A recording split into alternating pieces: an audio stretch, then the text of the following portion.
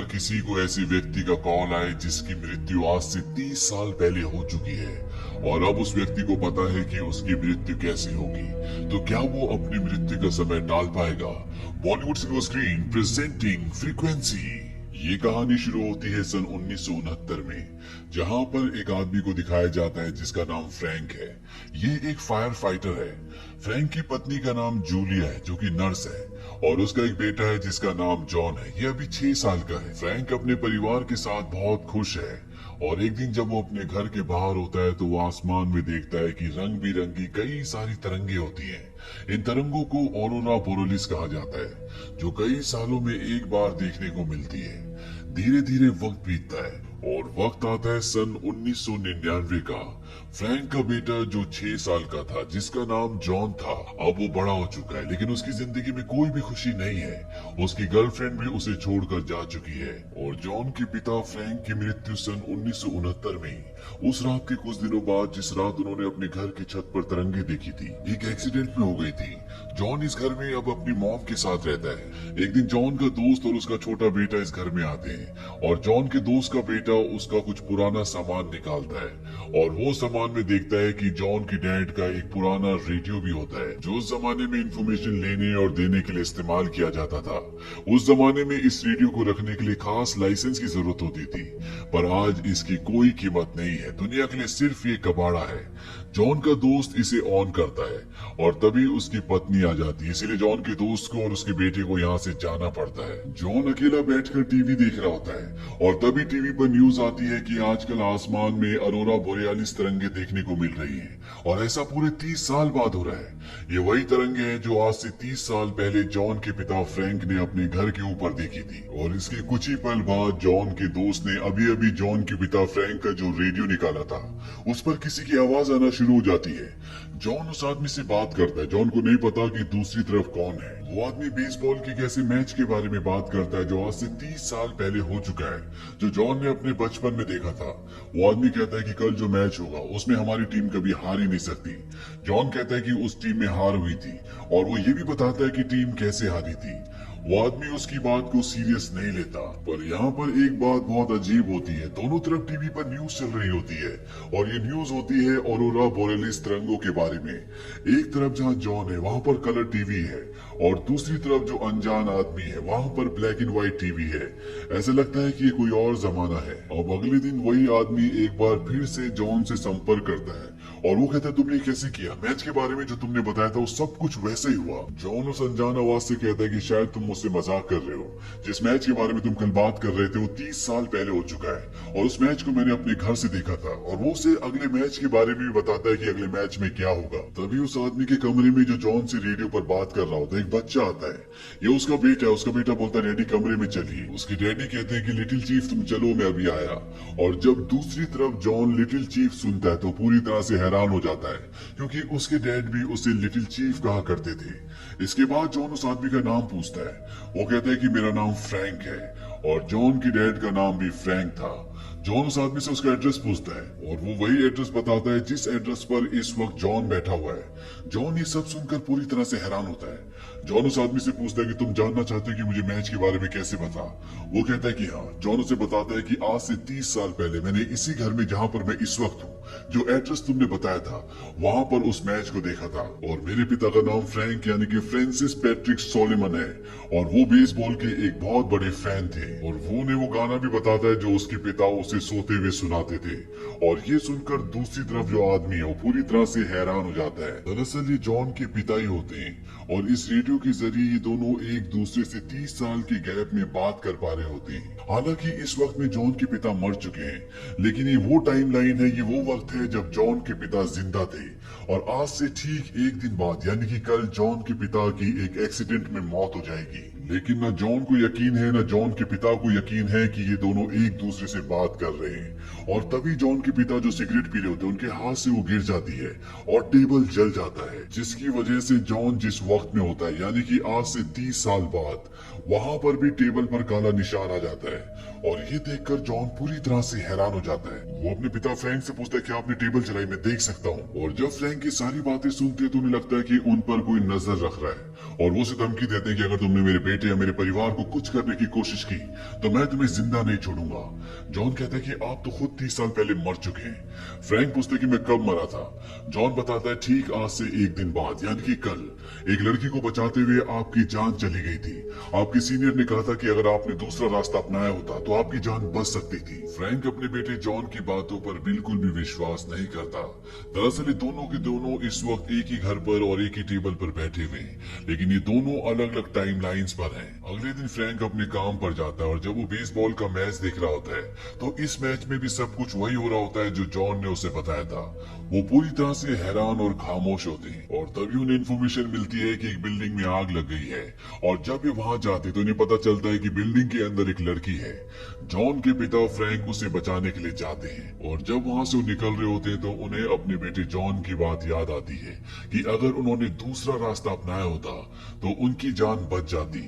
और जिस रास्ते से वो जा रहे होते वो उसे नहीं अपनाते और दूसरे रास्ते से निकलते हैं, जिस वजह से उनकी जान बच जाती है यानी कि उनकी मृत्यु नहीं होती। वहीं दूसरी तरफ ठीक 30 साल बाद जहां पर जॉन जवान है, वो अपने दोस्तों के साथ बार में बैठा होता है और उसके दिमाग में और कई नई यादें बनना शुरू हो जाती है जहां पर उसके पिता जिंदा होते हैं। और वो अपने दोस्तों से कहता है कि मेरे पिता की किसी एक्सीडेंट में मौत नहीं हुई थी। उसके दोस्त बोलते हैं कि तुम क्या कह रहे हो, तुम्हारे पिता की मृत्यु आज से 10 साल पहले लंग कैंसर से हुई थी क्योंकि वो बहुत ज्यादा सिगरेट पीते थे।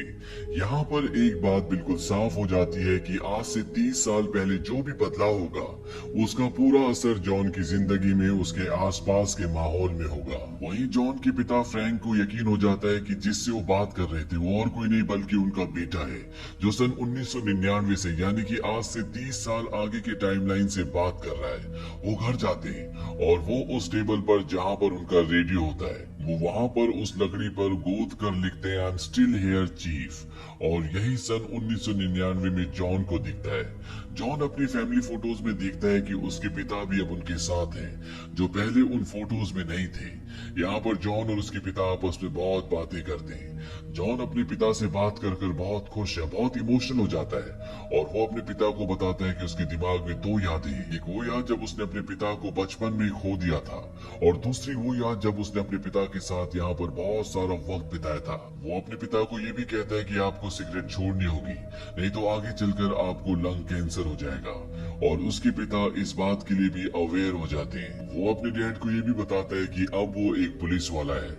इसके बाद जब वो रात को सो रहा होता है तो जॉन को अजीब अजीब से हेलुसिनेशन होना शुरू हो जाते हैं। उसे अपने बचपन का रूप दिखता है जहाँ पर वो रो रहा होता है। वो बहुत परेशान होता है।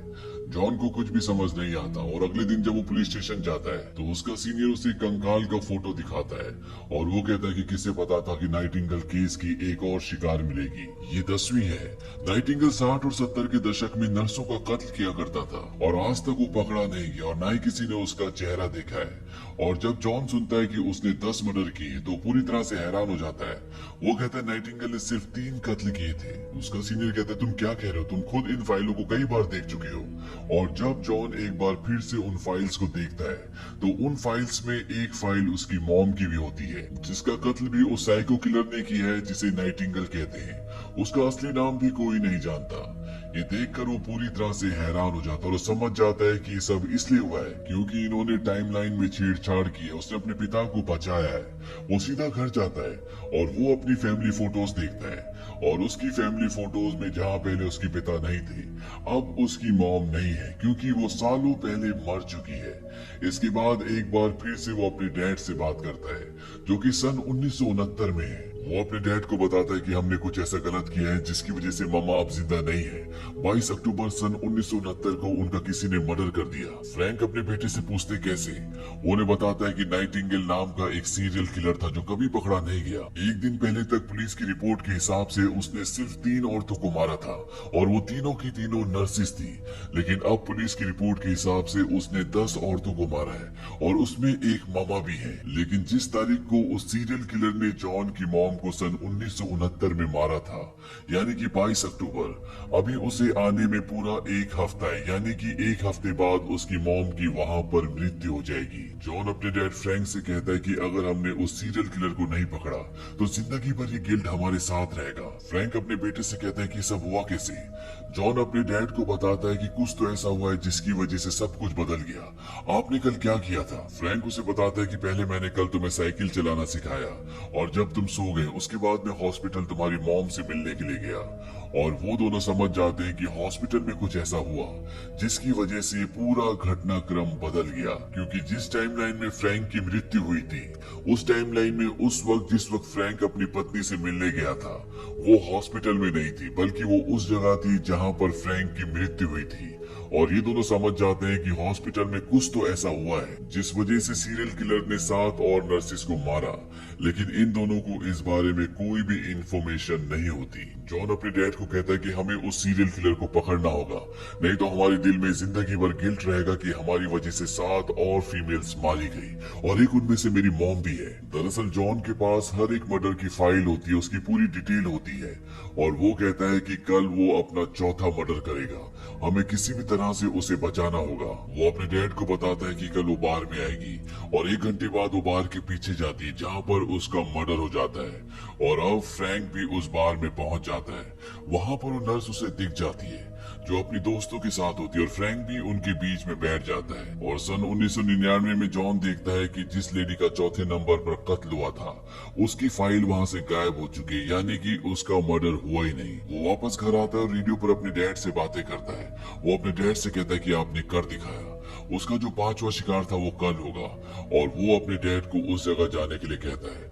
उसके डैड वहां पहुंच जाते हैं और जो हत्यारा यानी कि साइको किलर होता है उसे पता चल जाता है कि फ्रैंक उसका पीछा कर रहा है। और जब फ्रैंक वॉशरूम में होता है तो हत्यारा उनके ऊपर हमला कर देता है, जिस वजह से फ्रैंक बेहोश हो जाते हैं। इसके बाद हत्यारा उनकी जेब से वॉलेट निकालकर वॉलेट से लाइसेंस निकालकर अपनी जेब में रख लेता है। वो उनका वॉलेट वहीं फेंक देता है और इसके बाद वो फ्रैंक को मारने वाला होता है कि तभी वहां पर 2 लड़के आ जाते हैं, इसीलिए वो उन्हें बिना मारे वहां से निकल जाता है। कुछ देर बाद फ्रैंक को होश आता है और वो उस जगह जाता है जहां पर हत्यारे ने 5वीं लेडी को मारा था, लेकिन वो उसे नहीं बचा पाता क्योंकि जब तक वहां पहुंचता है वो हत्यारा उसका कत्ल करके वहां से जा चुका होता है। इस बात से फ्रैंक को बहुत दुख होता है। वो वापस अपने घर आता है और रेडियो पर अपने बेटे से सन 1999 में बात करता है। वो अपने बेटे को कहता है कि मैं उसे बचा नहीं पाया। जॉन अपने पिता से कहता है कि अब हम कुछ नहीं कर सकते, हम समय में वापस नहीं जा सकते। फ्रैंक अपने बेटे को बताता है कि अब उस हत्यारे के पास हमारा एड्रेस है क्योंकि उसके पास मेरा लाइसेंस है। जॉन कहता है कि वो आपका वॉलेट ले गया? वो कहते हैं कि नहीं, वॉलेट उसने वहीं फेंक दिया, लेकिन वो उसमें से लाइसेंस निकाल कर ले गया। ये सुनने के बाद जॉन अपने डैड से पूछता है कि वॉलेट कहाँ है। उसके डैड कहते हैं कि वॉलेट मेरे पास है। जॉन कहता है कि हम इस केस को सॉल्व कर सकते हैं। उस वॉलेट में हत्यारे की उंगलियों के निशान है। आप उस वॉलेट को किसी प्लास्टिक बैग के अंदर रखकर ऐसी जगह रख दीजिए जहाँ पर अगले 30 साल तक कोई भी उसे देख ना पाए। और फ्रैंक ऐसा ही करते हैं। वो उस वॉलेट को एक प्लास्टिक के बैग के अंदर रखकर घर की एक ऐसी जगह पर रख देते हैं जहाँ पर कोई नहीं देख सकता। और वो जगह वो रेडियो पर अपने बेटे को बता देते हैं। और जब जॉन उस जगह देखता है तो वहाँ पर वो वॉलेट मिल जाता है, यानी कि पिछले 30 सालों से ये वॉलेट यहाँ पर है। और वो उस वॉलेट से उस हत्यारे की उंगलियों के निशानों को निकाल कर ये जान जाता है कि ये निशान किसके हैं। इस आदमी का नाम जैक शेपर्ड होता है और ये एक पुलिस वाला होता है। और अब जॉन उससे मिलने के लिए जाता है। वो एक बार में होता है, लेकिन अब वो पुलिस की जॉब छोड़ चुका है, वो एक प्राइवेट डिटेक्टिव है। और जॉन उसे बताता है कि 60 के दशक में एक केस था जिसे नाइटिंगेल केस कहा जाता था और उसका कातिल आज तक पकड़ा नहीं गया, लेकिन अब वो ज्यादा दिन तक बच नहीं पाएगा। दरअसल वो उसे डायरेक्टली बता देता है कि वो कातिल तुम हो। और ये कहकर वो बाहर से सीधा घर आता है और सन 1969 में अपने डैड फ्रैंक से बात करता है और वो उन्हें कातिल का पता और उसका एड्रेस बता देता है। लेकिन तभी सन 1969 में पुलिस फ्रैंक के घर आ जाती है। दरअसल जिस चौथी लेडी का कत्ल हुआ था जिसे फ्रैंक नहीं बचा पाया था, उसके पास उसका लाइसेंस मिला था जो हत्यारा उसकी जेब से निकाल कर ले गया था। और अब पुलिस को यकीन है कि ये कत्ल फ्रैंक ने किया है। और जब फ्रैंक ये सारी बातें रेडियो में अपने बेटे जॉन को बताता है तो पुलिस वाला उसे वहां से ले जाना चाहता है और इसी धक्का मुक्की में रेडियो नीचे गिर जाता है, जिस वजह से रेडियो खराब हो जाता है। और अब सन 1969 में जिस पुलिस वाले ने फ्रैंक को गिरफ्तार किया है, जो उसका दोस्त भी है, वो उसे कहता है कि अगर तुम्हारे ऊपर एक कत्ल साबित हुआ तो बाकी कत्लों के लिए भी तुम्हें आरोपी माना जाएगा, इसीलिए मुझे सब कुछ सच सच बताओ। और वो उसे सब कुछ सच बता देता है। वो कहता है कि जो सीरियल किलर है वो एक पुलिस वाला है जिसका नाम जैक शेफर्ड है, और ये सब मुझे मेरे बेटे ने भविष्य से बताया है, जिससे मैं रेडियो के थ्रू बात करता हूँ। वो पुलिस वाला कहता है कि कैसे मैं इन बातों पर विश्वास कर सकता हूँ। फ्रैंक कहता है कि अभी जो बेसबॉल का मैच होने वाला है, मैं उसके बारे में जो बताऊंगा उस मैच में वैसे ही होगा। और वो उस मैच के बारे में बहुत सारी बातें बताता है, लेकिन उसके दोस्त पुलिस वाले को उस पर विश्वास नहीं होता। तभी वहाँ पर फ्रैंक की पत्नी भी आ जाती है, और ये पुलिस वाला जो फ्रैंक की पत्नी को जानता है, ये उसका भी दोस्त है, उससे बात करने चला जाता है। यहाँ पर बेसबॉल के मैच की वजह से बहुत ज्यादा शोर होता है, इसीलिए वो दोनों रेस्टोरेंट जाते हैं। वहीं जिस सेल में फ्रैंक को बंद किया होता है, वहाँ पर जैक आ जाता है, क्योंकि जैक को भनक लग गई होती है कि इसे पता चल चुका है कि मैं ही कातिल हूँ, और वो उसे गोली मारने वाला होता है कि तभी उस सेल के अंदर एक पुलिस वाला आ जाता है। फ्रैंक उसे कहता है कि मुझे मारना चाहता है, लेकिन जैक उस पुलिस वाले को अपना पुलिस का आईडी दिखाता है, इसीलिए उसे उस पर शक नहीं होता। और इससे पहले कि वो उसे दोबारा मारता, फ्रैंक फायर अलार्म के सामने आग जला देता है, जिससे चारों तरफ पानी गिरना शुरू हो जाता है, और वो यहाँ से भाग जाता है। और यहाँ से भागने के बाद सीधा वो जैक के घर पर जाता है, क्योंकि उसके बेटे जॉन ने बताया था कि जैक जिसका भी मर्डर करता है उसका एक गहना वो हमेशा अपने पास रखता है। और जब वो उसके घर की तलाशी ले रहा होता है, तभी वहां पर जैक भी आ जाता है, और जैक देख लेता है कि फ्रैंक को वो गहनों का बक्सा मिल चुका है। और जब वो उसे लेकर भाग रहा होता है तो जैक पीछे से उस पर गोली चलाता है, जिसकी वजह से वो बॉक्स वहीं पर गिर जाता है। फ्रैंक उसके घर से भागने में कामयाब हो जाता है, लेकिन जैक उसका पीछा करता है। दोनों की दोनों तालाब में गिर जाते हैं, जहाँ पर फ्रैंक जैक को मार देता है। वहीं दूसरी तरफ रेस्टोरेंट में वो पुलिस वाला जिसे फ्रैंक ने सब कुछ सच सच बताया था, जब वो बेसबॉल का मैच देखता है तो उस बेसबॉल के मैच में एग्जैक्टली वही होता है जो फ्रैंक ने उसे बताया था, और वो समझ जाता है कि फ्रैंक ने जो भी उससे कहा है वो सब कुछ सच है। इसीलिए वो जैक के घर पर जाता है, और वहां पर उसे वो सारी ज्वेलरी मिल जाती है जो जैक ने लड़कियों को मारने के बाद अपने पास रखी थी। और वो पुलिस वाला समझ जाता है कि जैक ही अपराधी है। वो जैक की लाश को तालाब में ढूंढते हैं, लेकिन उन्हें लाश नहीं मिलती। फ्रैंक घर पर वापस आकर रेडियो ठीक करता है, और एक बार फिर से अपने बेटे से बातें करना शुरू करता है। जॉन अपने पिता को कहता है कि अगर तुमने उस हत्यारे को मार दिया तो मैं अपनी मॉम को फोटो में क्यों नहीं देख सकता। दरअसल उसकी मॉम अभी भी फोटो में नहीं होती, और ना ही जॉन की यादें बदली होती है। लेकिन इससे पहले कि ये दोनों कुछ सोच और समझ पाते, सन 1969 में फ्रैंक के ऊपर जैक हमला कर देता है। दरअसल वो जिंदा होता है, और यहाँ सन 1999 में जैक का ही वो रूप जो बूढ़ा है वो जॉन के ऊपर हमला कर देता है, क्योंकि जॉन ने रेस्टोरेंट में उसे कहा था कि नाइटिंगेल मर्डर केस के पीछे तुम ही हो, और बहुत जल्द तुम सलाखों के पीछे होंगे। अब सन 1969 में फ्रैंक के ऊपर और सन 1999 में जॉन के ऊपर दोनों ही जगह जैक हमला कर रहा है। और वो सन 1999 में जहाँ पर फ्रैंक का बेटा जॉन है, जैक उसका गला पकड़कर दूसरे हाथ से उसे गोली मारने वाला होता है, कि तभी सन 1969 का जो फ्रैंक होता है वो सन 1969 में जहाँ पर जैक जवान है उसके हाथ में गोली मारता है, जिससे उसका हाथ फट जाता है। जैक वहां से भाग जाता है, और सन 1999 में ये दिखाया जाता है कि जैक का हाथ अपने आप ही गलना शुरू हो जाता है, और साथ ही साथ घर की सारी चीजें अपने आप ही बदलना शुरू हो जाती है, क्योंकि पास्ट पूरी तरह से बदल चुका है। और इससे पहले कि जैक जॉन को गोली मारता, वहाँ पर जॉन के पिता फ्रैंक आ जाते हैं जो कि बूढ़े हैं, और वो जैक को गोली मार देते हैं। सन 1969 में जैक भाग गया था, लेकिन अब सन 1999 में उसे मार दिया गया है, यानी कि पास्ट पूरी तरह से बदल गया था, इसीलिए अब प्रेजेंट भी बदल चुका है। जॉन की मॉम भी जिंदा होती है, और इनके जीवन में जो भी परेशानियां थी अब वो सब पूरी तरह से खत्म हो चुकी है।